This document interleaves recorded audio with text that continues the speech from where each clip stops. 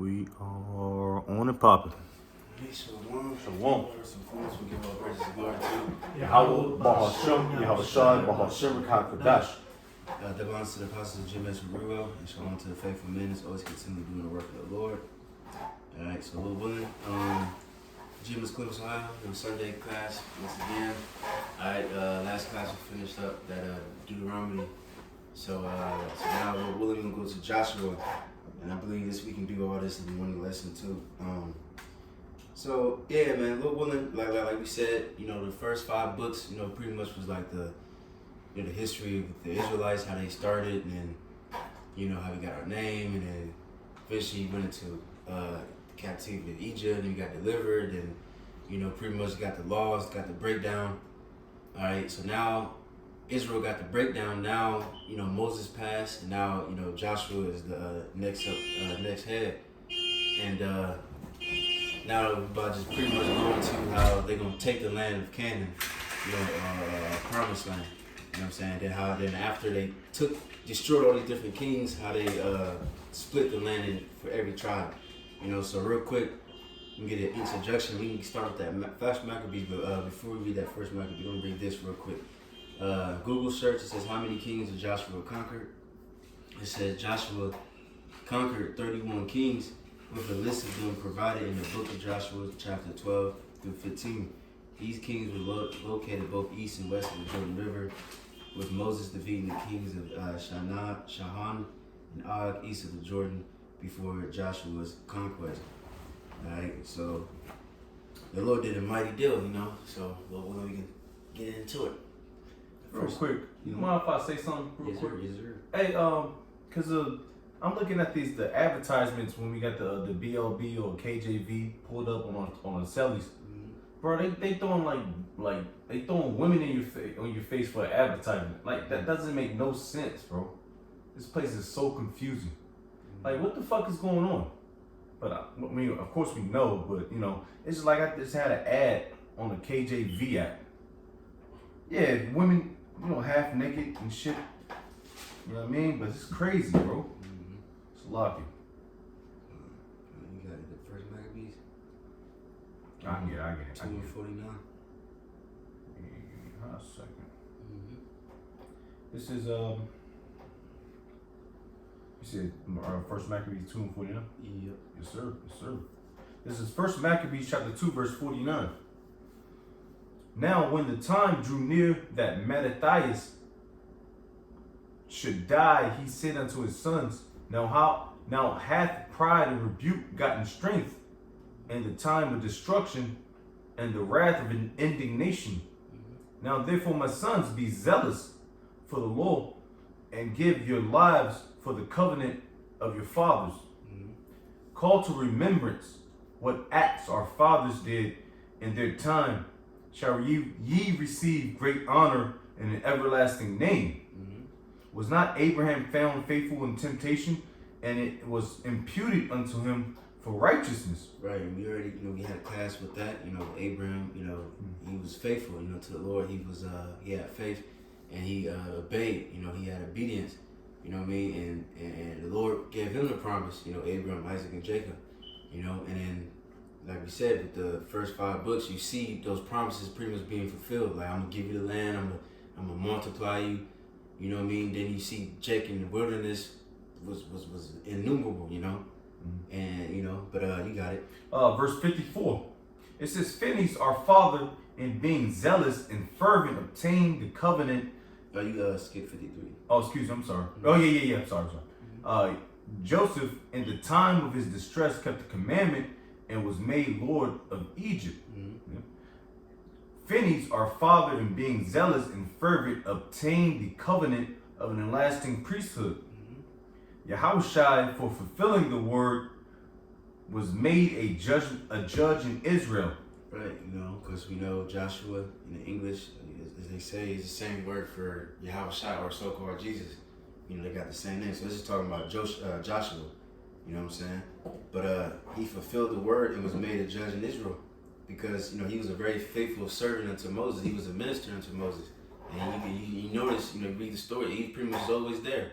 Even when Moses went up to the, to the mount, While Jake down there bullshitting, making false gods, Joshua, he was waiting for Moses. You know, he was a very faithful servant. So the Lord, you know, made him a judge in Israel. You know, and he the one that pretty much, you know, led the charge to take over the land. You see, but we can get one more verse. Yes, sir. Back at it. It says Caleb. Verse 56. Caleb, for bearing witness before the congregation, received the heritage of the land. Right, and you know, of course Caleb was there too, because those two, Yahushua or Joshua and Caleb, there was only two of that generation that survived from Egypt that went to the promised land, and the Lord blessed Caleb too, which we're gonna touch on that. How he received the heritage of the land. All right, but we can stop there, and then That's Judah. Yep. Judah and the two sticks, man. Yep. Judah and Ephraim. Yep. So now, It's beautiful, man. Lord willing, cause this the what's it called? The website I put on there, that kind of goes into the later wars, so we can go to Joshua 1:1, and then also touch a little bit on what's it called? Jericho. You know what I'm saying? And Bible Kashad, if you don't mind, cause I'm gonna probably play a little video, show some pictures. Yeah, you start Joshua 1, Lord willing.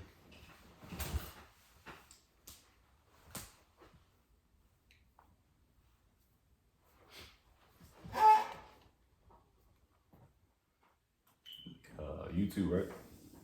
Yeah. You send them, I'll queue them up on the joint. Oh, bet. Come on. I'm gonna send them in a little bit, but we can start with that Joshua 1 real quick. All right. I'll get that real quick. Cause this right here, Joshua. Discover the luxury of Lind Dubai style chocolate, meticulously crafted by the Lind Master Chocolatier. Each bar. Got it. Fair use, just in case they try to. Fucking LG. Fuck LG. But yeah, just to break, you know, before they start taking the land, you know, pretty much Yahweh gave Joshua the breakdown and tell him not to fear, you know, things like that. But we can read a little bit of that. Yes, sir. I got Joshua 1 verse 1. Now after the death of Moses, the servant of the Lord Yahweh, it came to pass that the Lord Yahweh spake unto Joshua, the son of Nun, Moses' minister, saying, Moses, my servant, is dead. Now therefore arise, go over this Jordan, thou and all this people, unto the land which I do give to them, even to the children of Israel.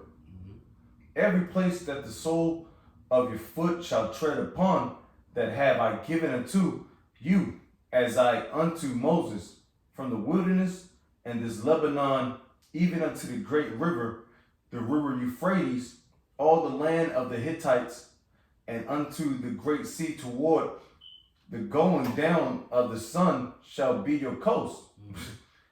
And you link that up with Deuteronomy 32 and 8, you know what I mean? Because we grew bigger, you know? It says, be strong and of a good courage, for unto this people shalt thou divide for an inheritance the land which I swear unto their fathers to give them. Only be, verse 7, only be thou strong and very courageous, that thou mayest observe to do according to all the law which Moses, my servant, commanded thee. Right. What verse you got? I'm at 7 right now. Okay. All right. We'll read a little bit more. All right. It says, which Moses, my servant, commanded thee, turn not from it to the right hand or to the left hand, that thou mayest prosper whithersoever thou goest. Right, because of course, you know, when we on point and the Lord is dealing with us, you know, then everything we're gonna do is gonna prosper, you know. But if you go against that, then you're gonna start losing, you know. But you got it. Verse 8 out of Joshua 1. This book of the law shall not depart out of thy mouth, but thou shalt meditate therein day and night, that thou mayest observe to do according to all that is written therein. For then thou shalt make thy way prosperous, and then thou shalt have a good success. Right, so the Lord is preparing Joshua for the battle, you know, for the coming battles, you know, and battles and wars, you know, first and foremost, like mental, you know what I'm saying? So it's telling them to be good heart, you know, courageous, and also, ultimately, you know, to keep the law, you know, first things first, you know, not to depart from it, you know, because, you know, if you do, then things gonna go bad, You see, but you got it. Verse 10 out of Joshua 1. It says, Then Joshua commanded the officers of the people, saying, Pass through the host, and command the people, saying, Prepare you victuals, for within 3 days ye shall pass over this Jordan to go into possess the land which the Lord Yahweh, your power, giveth you to possess it. And let me see. We can stop there. You gonna stop at Reuben next time? You know what, Carol? No, let me see. So now from there, You go to the article? huh? You go into the article? Not yet. Okay. Because we gotta touch Jericho first. They don't really go into it here. I'm just gonna read this real quick. Because it's a few chapters, so pretty much two. Matter of fact, let me just read it. I think I got it right here. So just to summarize certain chapters so we can get to the main points. In chapter 2, Joshua sent 2 spies. I'm on BibleSummary.com, and went to Joshua. Chapter 2 says, Joshua sent 2 spies to Jericho. A prostitute called Rahab hid them, so they promised to spare her family. They reported to Joshua, and Lil Will, I'm gonna show a video on that too. I sent you the joint. We're gonna play that in a minute. Chapter 3 said the Israelites camped by the Jordan. When the priests carrying the ark reached the river, it stopped, so Israel crossed on dry land. In chapter 4 it says Yahweh told Joshua to set up memorial stones from the Jordan. When the priests brought the ark to the bank, the waters returned. Because the Lord split the river of Jordan for the Israelites. Alright. In chapter 5, the Israelites got circumcised. Alright. In chapter 6 is when they was surrounding the city of Jericho. Alright. So now, Lord willing, if you can go to that video, and can you go to the mark 1 hour and 8 minutes? And this is a brother, Jim. I think he's from Mississippi. Jim is Kingdom Minded, and he was going through like a like a little documentary of what they found over there in Jericho, just to show you that proof that actually happened. You know what I'm saying? Shit, hour and what? Hour 8. You Yeah. said hour 8. Mm-hmm. I bet. Oh yeah.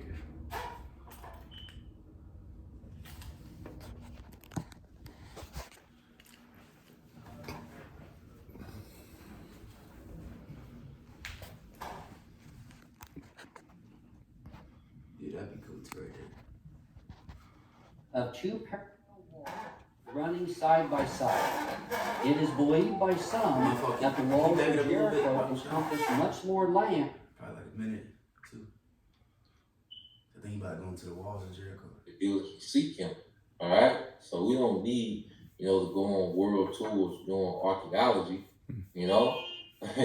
we believe just our faith. But this now what we finna see, he finna line everything up, man.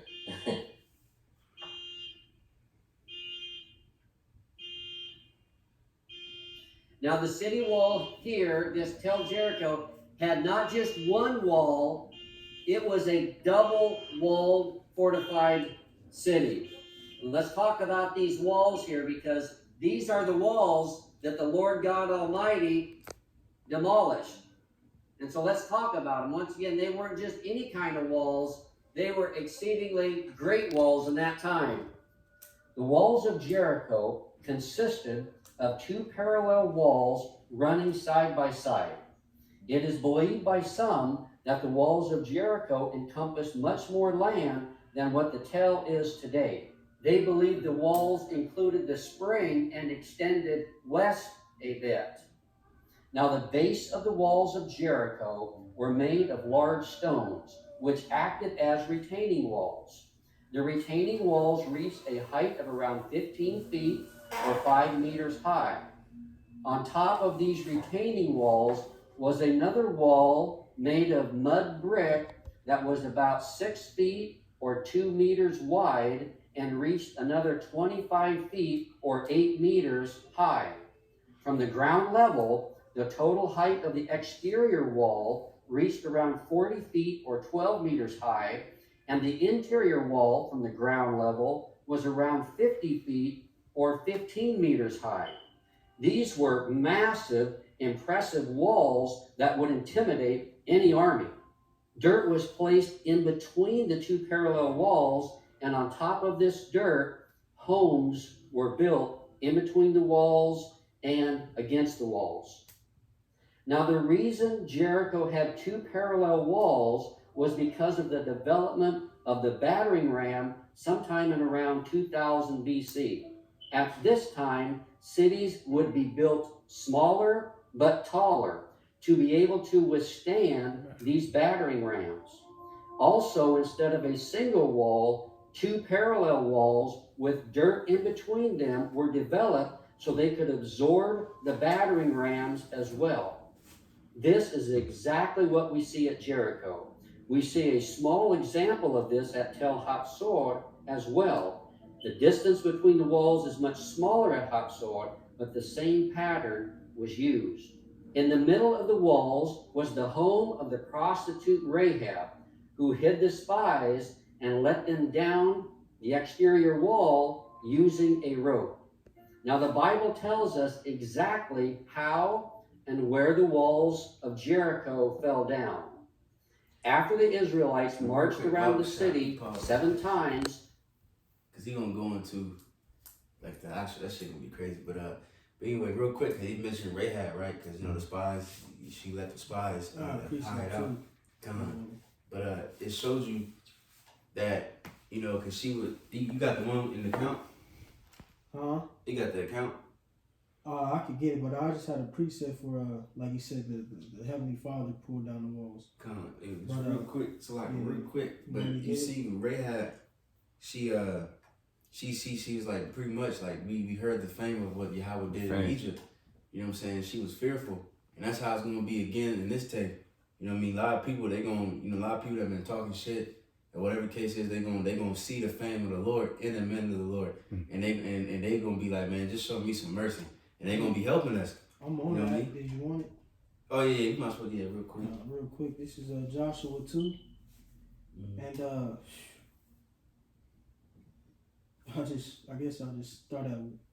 I'll start at 3. It says, and the king of Jericho sent unto Rahab, saying, bring forth the men that are come to thee, which are entered into thine house, for they come to search out all the country. And a woman took the 2 men and hid them, and said, thus there came men unto me, but I wist not whence they were. And it came to pass about the time of shutting of the gate, when it was dark, that the men went out whither the men went, I would not pursue after them quickly, for they shall overtake them. But she had brought them up to the roof of the house, and hid them with the stalks of flax, which she had laid in order upon the roof. Right, and you see too, you gotta think like, man, like it's real life shit. Like if they would have caught her lying, she would have got put to death, her and her whole family. You know what I'm saying? So that shows you like the fear of the Lord that was on her. Like, oh, hell no, I'm gonna risk my life and my family's life for this. You know what I'm saying? But you got it.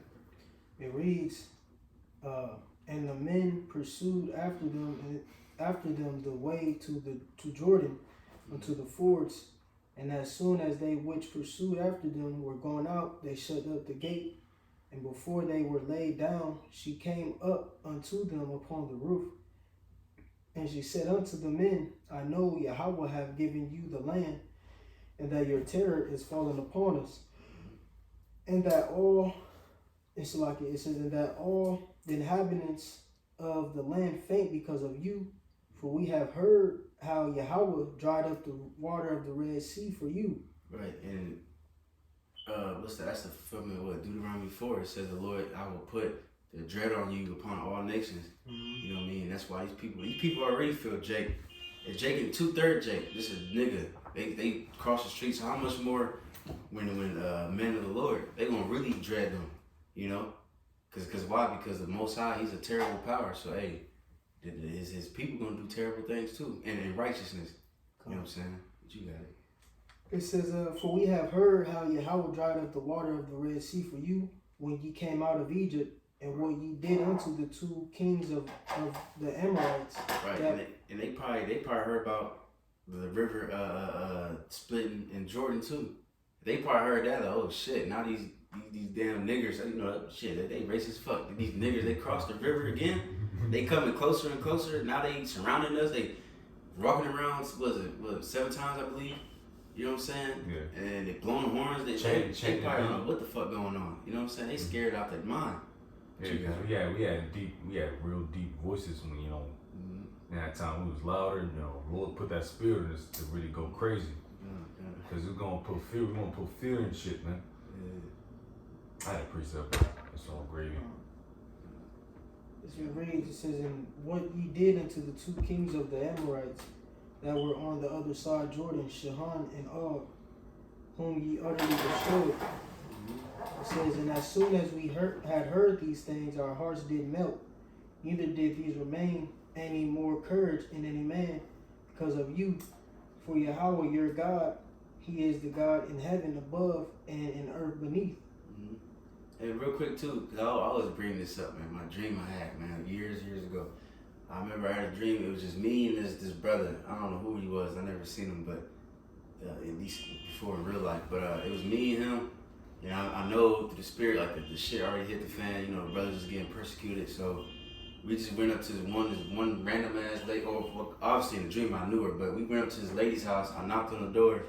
And she came in, you know, she opened, she like, y'all can, you know, stay in the basement. I'm gonna hide y'all in the basement pretty much, you know? So pretty much that's gonna happen more. Cause you see there's many different examples in the scriptures where just so-called regular people just help the prophets of the Lord, you know what I mean? And the Lord gonna bless them for that, you know, just like he blessed Rahab and her family while everybody else got put to death, you know? So that's why, man, hey man, the Lord, he gonna really look out for us, you know? That's why too, we can't just cuss everybody out because not everybody that's gonna believe is gonna be on the other side preaching. You know, some people just gonna be just believers and helpers. Somebody might just save your life. You might be hungry as hell in Jacob's trouble, no food, and some random ass person might come up and give you some. Oh, I know you, man. Hey, you be teaching the word. Here's some food. You know what I'm saying? Just pray for me real quick. You know, you see, but you got it. I'm gonna get this real quick. Just so you mentioned it, Zaquan. This is 1 Peter chapter 4, verse 8. And above all things, have fervent charity among yourselves, for charity shall cover the multitude of sins. And then, you know, like I said, charity, you know, give a brother a water bottle. He might get blessed off giving a brother a water bottle. Hell yes. Cause real talk is like a little money or so, you know, throw some dough or a little sandwich. You know what I mean? But you know that goes, man. And the Lord acknowledges that. Yahweh Hashem Ashai acknowledges that. That's it.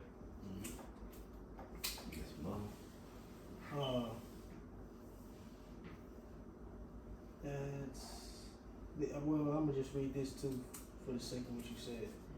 Verse 12 says, now therefore I pray you, swear unto me by Yahweh, since I have showed you kindness, that ye will also show kindness unto my father's house, and give me a true token, and that ye will save alive my father and my mother and my brethren and my sisters and all that they have, and deliver our lives from death. Right, and that's what the Lord did. And, you know, I believe he's gonna touch on it too in this documentary, because all the walls fell beside one little spot where I believe where Rahab and the family was. You know what I'm saying? But you see, got precept. Yeah, I had a precept concerning, you know, the man made mention how the Heavenly Father ultimately pulled those walls down, because he going into the strength of them. Real quick, this is 2nd Maccabees. So I can get to it. 2nd Maccabees 12 and 15. It reads, wherefore Judas with his company, calling upon the great Yahweh, or the great Lord of the world, who without rams or engines of war did cast down Jericho in the time of Joshua, right? Because like the dude was making mention, you know, how, you know, those walls were so tough, they were to combat, you know, battering rams, you know? It's all good.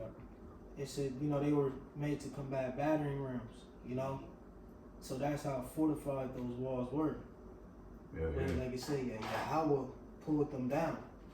It says, one more time, wherefore Judas with his company called upon the great Lord of the world, who without rams or engines of war did cast down Jericho in the time of Joshua, gave a fierce assault against the walls. Said he gave a fierce assault against the walls. You know, he did, and ultimately, again, that's why that dread fell upon, you know, Rahab and, you know, those who dwelt in the land at that time. You know, because it was, you know, extraordinary things were happening. It wasn't just nations coming up, you know, to wage war and conquer, you know. They were witnessing a high level power, you know, fight for, you know, a specific nation. That's it. Can we go back to that video? Yeah, I don't even know Oh, what Jake got I the got thing. it, bro. Oh yeah.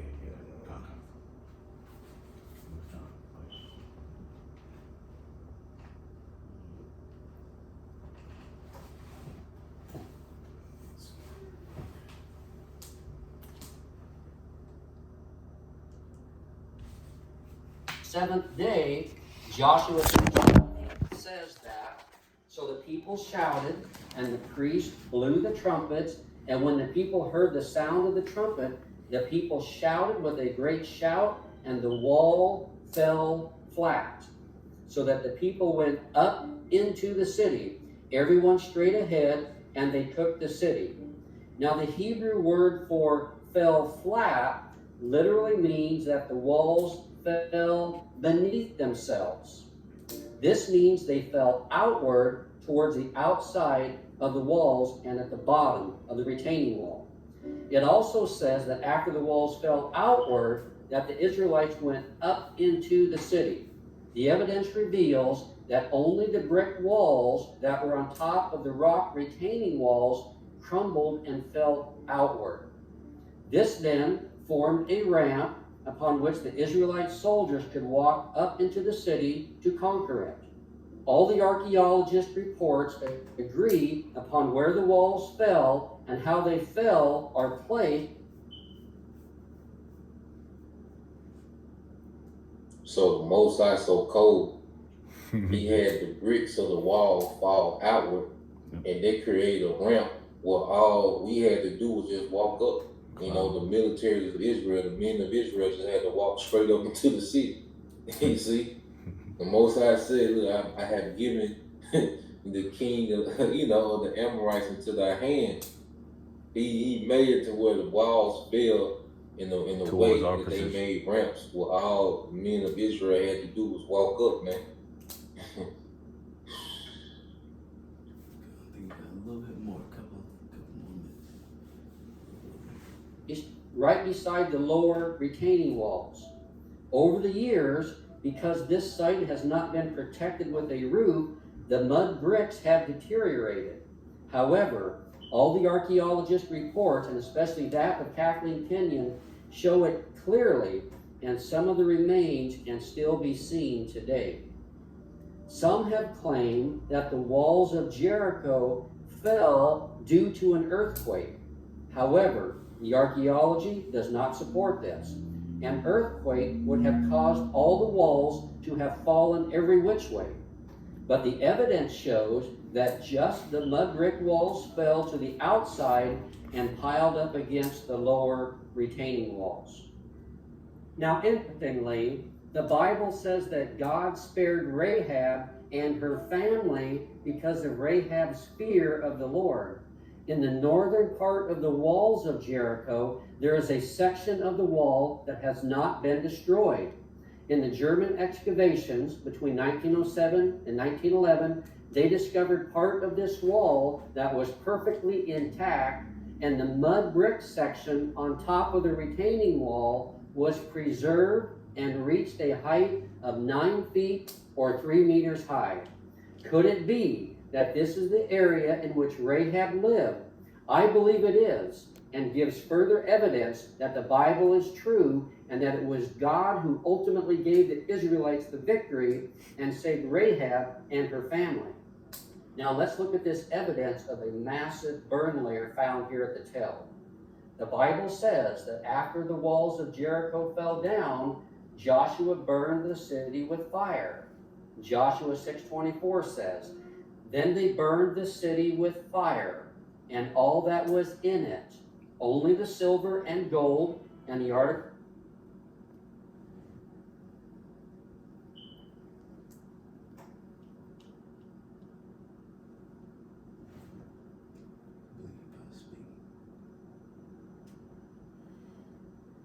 What is it, bro?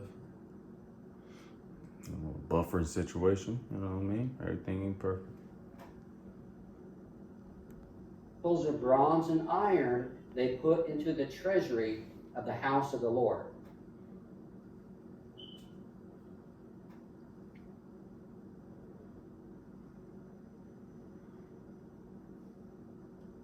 You want some more there? It's cool, because pretty much it's gonna, he goes into how the pretty much there was proof how the place was burnt out. You know what I'm saying? Just like how I described in the scriptures.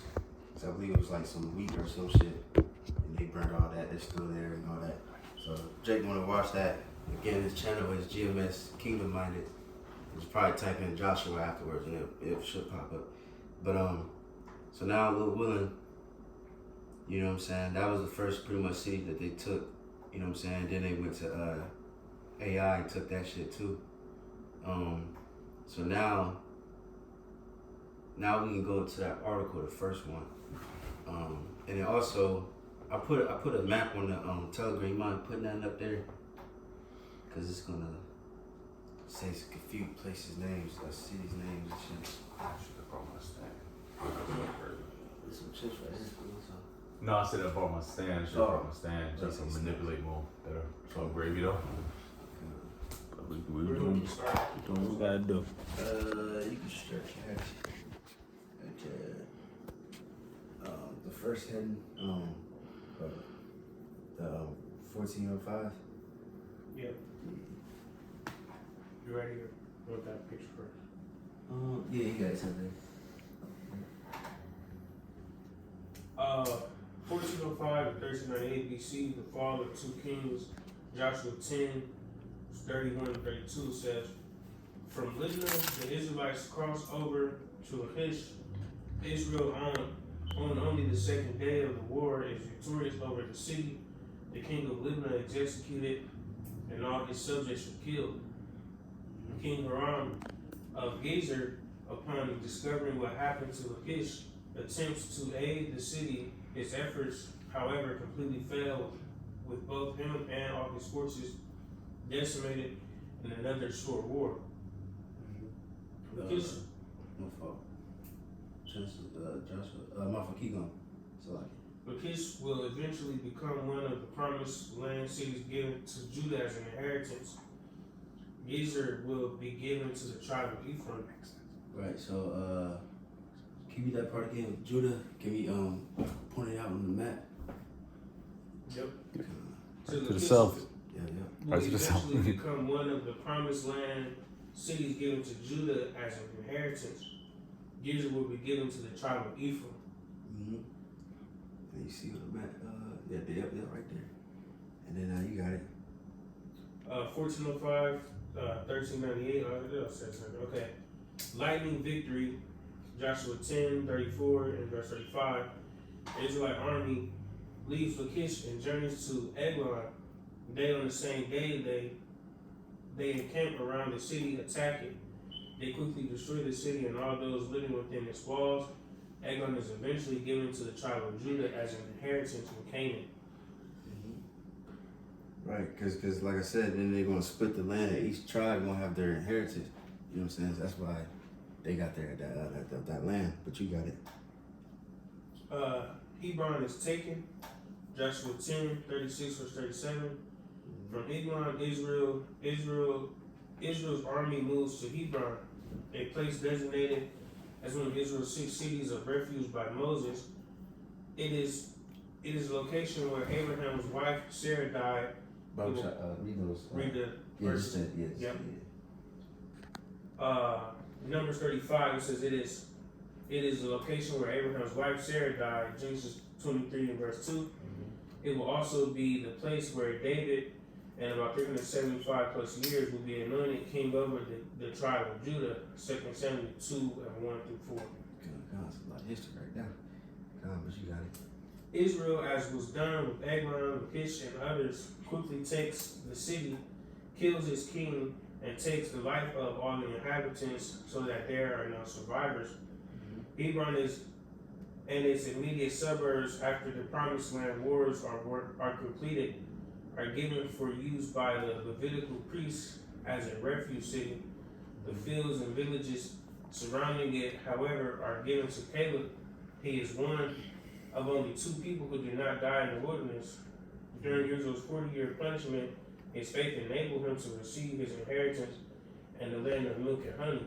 Numbers 14:24, Joshua 21, verse 11 through 13. Right, Con, because of course, like we read earlier, how it said Caleb, you know what I mean, pretty much he received an heritage, you know, and that's what, matter of fact, you can read that real quick, because it's short and sweet, that Joshua 21 and 11, verse 13. You know what I'm saying? I believe his daughter had a heritage too, because I remember she came up to him and asked him. I believe they give her some land too. You know what I'm saying? Joshua 21:11. You said 11. Mm-hmm. It says, and they gave them the city of Arba, and Salaki, the father of Anak, or Anak, which city is Hebron, in the hill country of Judah, with the suburbs thereof round about it. But the fields of the city and the villages thereof gave they to Caleb, the son of Jephunneh, for his possession. Kind of, so Levite, let me see. Levite got the suburbs, and Caleb got the fields of the city and the villages. You know what I'm saying? But let me go back to the article. Back in the article, it says 1405, 1398, victory over Debir, Joshua 10:38-39. Israel's military from Hebron travels to Debir, as done with many other cities. They completely destroy it and kill all its leaders and those living within. The city will eventually become one of the 48 locations assigned to the priestly tribe of Levi. Joshua 21 verse 15. A staggeringly quick succession of military successes in the southern portion of Canaan up to this point is strictly credited to the Lord fighting for his people. Verse 10:42.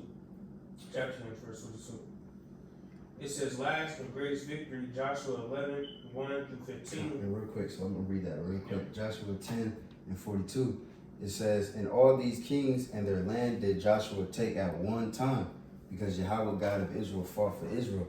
See what I'm saying? So that's why, man, it's one of my favorite books, man. Hey, they was destroying shit. They Going was crazy. through that. You know, altogether it took like 7 years, and then it took another 7 years to split the land. You know what I'm saying? So the Lord was dealing, you know. But yeah, you gotta go back to that. We good on the map? Let me see. I'm gonna need it one more time. I bet So, that. Oh yeah. You got it. It says, last and greatest victory, Joshua 11, 1-15. Joshua's final and greatest war victory will take place in an area that will become the most northern territory controlled by the Most High's people. Jabin, king of Hazor, ruler over a city located north of the Sea of Galilee, hears about Israel's stunning victories, hoping to stop Israel's conquest. He cobbles together an alliance of several other kings in the area. He also requests and receives military assistance from scattered Amorites, Hittites, Perizzites, Jebusites, Hivites, and anyone else willing to defend their territory from being taken by the Most High's people. Joshua 11, verse 3. The total number of Jabin's forces, the largest ever amassed against the Most High's people, are considered as numerous as sand on the seashore. Hosea.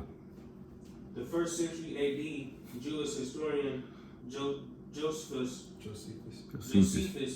speculated that this northern confederacy numbered at least 300,000 soldiers, 20,000 chariots, and 10,000 horsemen. Antiquities of the Jews, Book 5, Chapter 1, Section 18.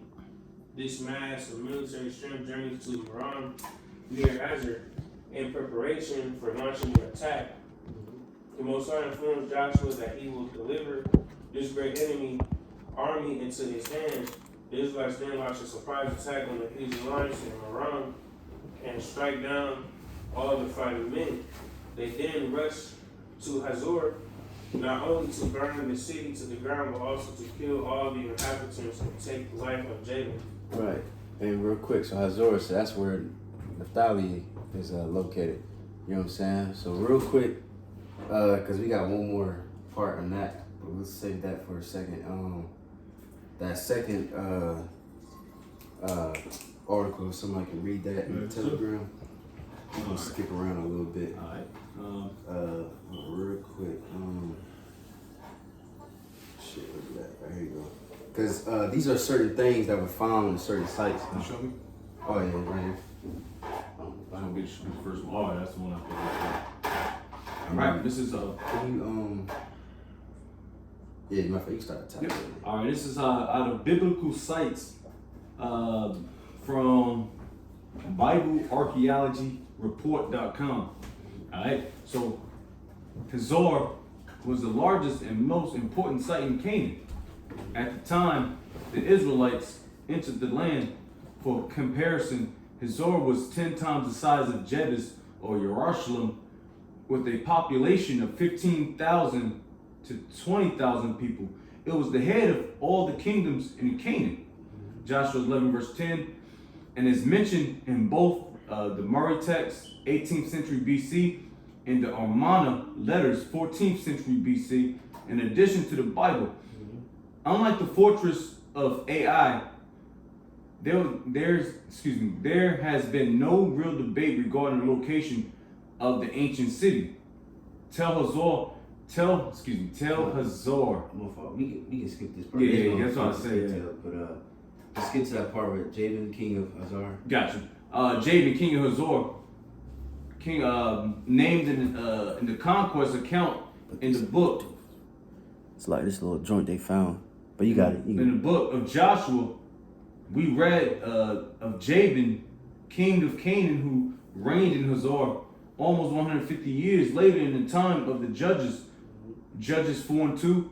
This has caused some to wonder if the two accounts are describing the same event, or if the Bible is simply mistaken in describing a king living for so long. Archaeology has helped to solve this apparent problem. A tablet was discovered in the excavations. You gotta have money for that. You know, big noses. At Hazor in 1992, addressed to Jabin, the king of Hazor, which dates to the 17th, 18th centuries BC.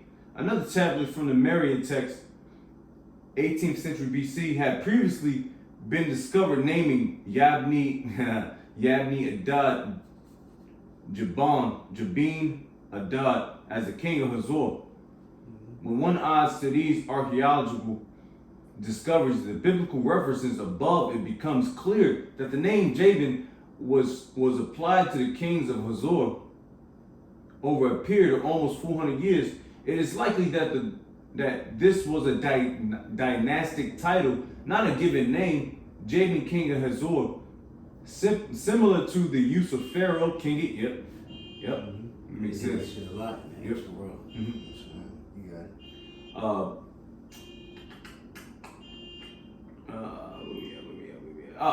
Pharaoh, king of Egypt, Exodus 6 and 11. Yigal, Yidin, and that's all bullshit. Right? You know, that's not the ancient text, but you know, that's explained scholars have suggested that the form of the name of the king of Hazor mentioned in the Bible, Jabin, being the anglicized version, is indeed short for the full theophoric formula. If this is true, then Jabin may have been a rural dynastic name of the kings of Hazor for quite time. And yeah, just to show, they found a little tablet with the king's name. Just to further prove that these things happen. And real quick, we can read the second part, because these are 3 discoveries that they found in this land. But we can just read the second part. And then read 2 destruction layers. Yeah. All right. Stop there. Yes, sir. This is 2 destruction layers. The Bible describes 2 times the Israelites conquered and destroyed Hazor, once under Joshua during the conquest, and once under Barak and Deborah during the time of the judges. And we read that in Joshua 11, verse 10 to 11, just a reference point. And Joshua turned back at that time and captured Hazor and struck his king with the sword. For Hazor formerly was the head of all those kingdoms, and they struck with the sword all who were in it, devoting them to destruction. Devoting them to destruction. There was none left that breathed, and he burned Hazor with fire. Judges 1, you can just read the heaven. But it just shows you, man, hey, you know, the Lord wasn't playing, you know, with the Lord, hey, he's racist, man. When they landed, he ain't come over there and ask people to move. They was killing people. Men, women, and children. You know what I'm saying? And it's gonna happen again. Those so-called, you know, who's and them damn Palestinian, all them bastards over there, the Lord gonna destroy all them too. They all gonna die, and then we gonna be brought in that land. Yeah, they fighting over some land that don't belong to them. Right. Hamas, that strip. Of course, you know, Jerusalem. You know. Fuck you talking about? That's why it's always no peace in the Middle East. It's DJ Trump talking about some peace in the Middle East. Nigga, ain't never gonna be no peace in the Middle East until we get there, man. You know. But you want me to keep reading? Just the Judges. You don't gotta read the whole verse. Okay, gotcha. So we got Judges 4:23 to 24. So on that day, the Most High subdued Jabin the king. You gotta read the scripture. I just wanted the scripture type. Oh, you want to precept? No, I'm saying you don't gotta read the full. Okay, gotcha. Okay. Yeah. Right. And then you can just read that one next chapter after that, after the scripture, that we can stop there. So read that whole one. Yeah, thus we should expect to see evidence in that part right under the scripture. Oh, got you. It says, thus we should expect to see evidence in the expect to see evidence in the archaeological record of destruction at least twice. Once in the 15th century BC under Joshua, and again in the 13th century BC under Barak and Deborah. This is precisely what excavations have revealed. Right, so just real quick, you know, just to show these battles and things happen, you know what I'm saying? Then there was one more other proof they found. There was something with King Solomon. But, you know, y'all can read that in your own time. But now we can just finish up the other article and then, you know, start closing out. So finishing up this article, it says, peace at last. Joshua, after his greatest military victory, ceases carrying out attacks to claim Israel's inheritance. The land finally is at peace. The Bible records 10 wars fought by Israel to take the promised land. The Most High's people, during their period of almost constant warfare, will amazingly conquer 31 kings, Joshua 12:7-24, and inhabit territory previously occupied by a host of peoples and regional powers. At the age of 92, in the 7th year after entering the Promised Land, 1398 BC, see Joshua chapter 14, verse 6 and 10. Joshua turns his attention to dividing up the hard-fought territory among Israel's tribes, chapter 15-21. That was it. Kind of, yeah, you know. And Lord willing, we can just end off at Joshua 24 real quick, and then you can start at like, let me see. You can start at 27. Cause so pretty much, you know, just to show the summary of Joshua, you know, this real quick, just to review, you know, pretty much the Lord gave him the breakdown, you know, fear not, you know, keep the laws, meditate on day and night. Then they took over, the Lord did a miracle in Jericho, you know what I'm saying, took that over, kept moving, and then the other heathens, they had that fear on them. And Joshua, and there was another account too, we didn't get that one, but they put their foot on their necks. It was 5 kings that was hiding in the cave, or they put them in the cave, and they took them out, and he said, put your foot on their neck. Was it you know? Mahooks? I believe so. I thought it was the Ammonites. Maybe moment. Ham or some shit. I forgot. But Yeah, they smacked the shit. Hey, he going crazy. He was moving. That was a conquest. yep. You know? Yep. Yeah, what the Lord said, or not the Lord, but Baruch, it says, be patient, because soon your foot will be on the neck of your enemies. You know what I mean? This is what the Lord wants. The Lord don't want that plantation Christianity, we all gonna love each other. Nah, you know, the Lord gonna put these nations into subjection. Because even that one nation that lied to us, that deceived, they pretty much Yaquab, you know, they Jake, you know what I mean? Because they tricked them and said we from somewhere else, but they really wasn't. They was like, well, fuck, we can't kill them, but we gonna put you into captivity then. You know, that's what the Lord is gonna do. He's gonna kill the worthless heathen, and then the elites, they gonna be slavery, then they gonna bring back their little back ass nation, and then they gonna be our slaves. That's it. And then we gonna be in our land, ruling. You know? So if this is what we did in the flesh, how much more in the spirit? You know, this time, the second time around is gonna be perfect. It's not gonna be no mistakes, because instead of being Joshua, it's gonna be Yahushua. You know what I'm saying? That's gonna be leading the conquest. What's that? Matter of fact, we gotta get it real quick. Spirit. So like if I could. I just want to say real quick, Revelation 6, where the white horse, but you got it. Yep. But now I was just thinking, like, yeah, concerning now, heathens are in the land. You know what I'm saying? So it's gonna be. It's like all these stories are being revamped. You know, revived. You know. The time of Exodus. It's like we're going through this process to get into the land again. You know. But of course, we know everything is going to be perfected through Yahweh Shai. So you know, Yahweh Shai is acting as our deliverer. You know, in Egypt. You know, Yahweh Shai is acting as Joshua in the quest to take the land. You know what I'm saying? You know, Yahweh Shai acting as David, taking down the heathen. You know what I'm saying? You know, being king of Jerusalem. You know. So he playing all these roles, and he doing everything perfect this time, with the perfected people behind him. You know, everything the Lord set out for the nation of Israel is being done in perfection now. You know, through Yahweh Shai. That's why we getting them new bodies, man. Fuck you think you're going to the kingdom with these decrepit bullshit ass bodies? No, man. But I got the revelation for you. Revelation 6 verse 4. And there went out another horse that was red, and power was given to him that sat. White horse. Oh shit, excuse me. Yeah, I got it. I'll just start at the top if you don't mind. Revelation 6 and at the top. And I saw when the Lamb opened one of the seals, and I heard, as it were the noise of thunder, one of the four beasts saying, "Come and see." And I saw, and behold, a white horse, and he that sat on him had a bow, and a crown was given unto him, and he went forth conquering and to conquer. Right, because you know, it's going to Yahushua, you know, the white horse, you know.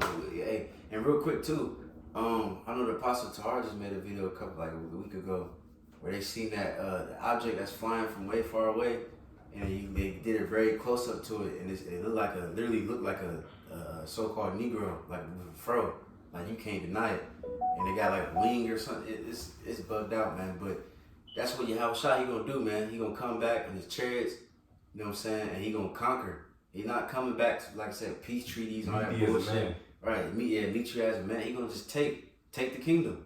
You know what I'm saying? Just like Joshua did in the ancient world. He just took that shit. You know what I'm saying? That's called pause.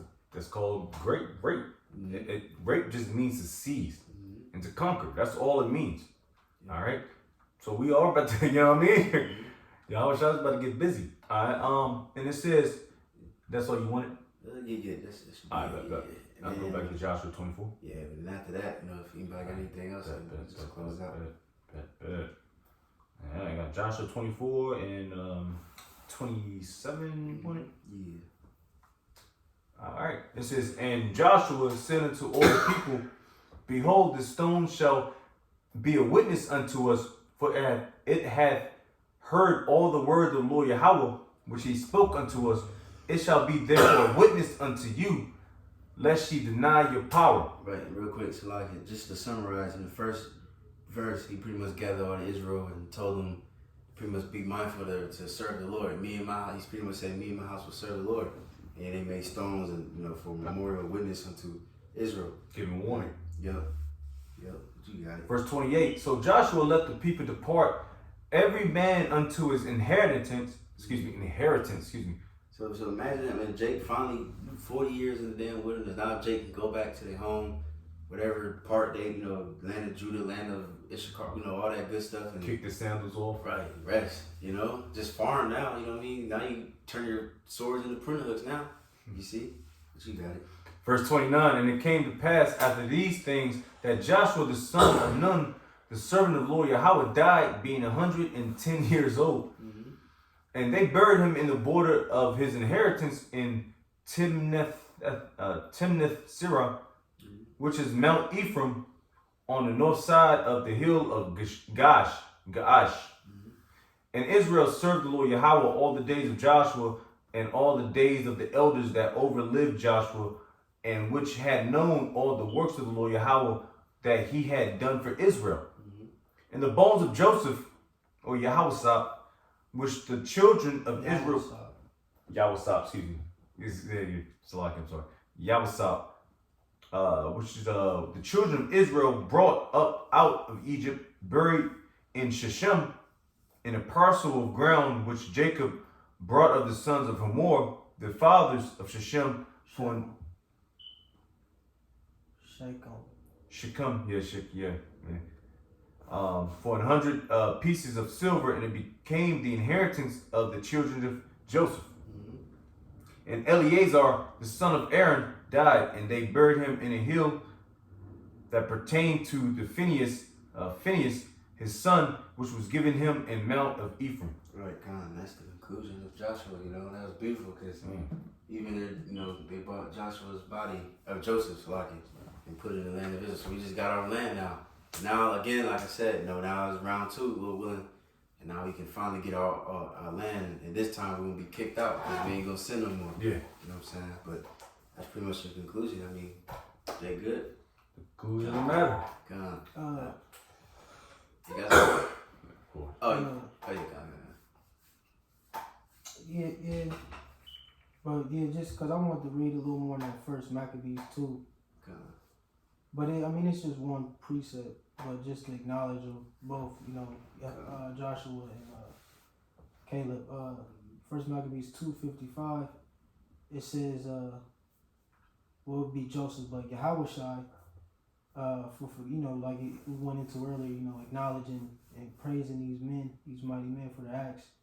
It says, for fulfilling the word was made a judge in Israel, right? He fulfilled the word.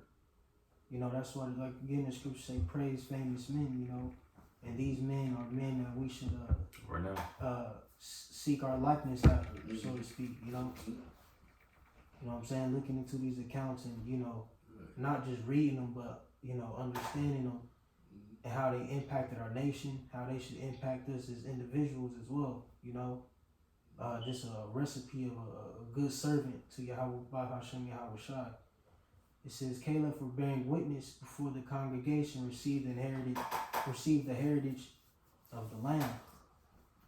We just tapped into that, a little bit, how Caleb received his portion, But, just two mighty men, like I said, we should seek to be like, as individual men, I'm about to make a point. Even dog, the word Caleb goes back into dog. And it means kind of like a servant, like he was he just took orders. He was obedient, yeah. So loyal. Yeah, loyal, yeah. He had integrity too. You know what I mean? That's it. God. Yeah, man. So Lord willing, that was edifying. Of course, the next one, Lord willing, be Book of Judges. That's one of my favorites too. Ooh, yeah, I'm a little excited for that one. But so yeah, man. Lord willing, we give all praise and glory to Yahweh, Bahashem, Yahushua, Bahashem, Kahadash. Divine to the Apostle James Ruel. Shout out to the faithful men who continue to do the work of the Lord. That we're going to say shalom. Shalom. Lord will we endure.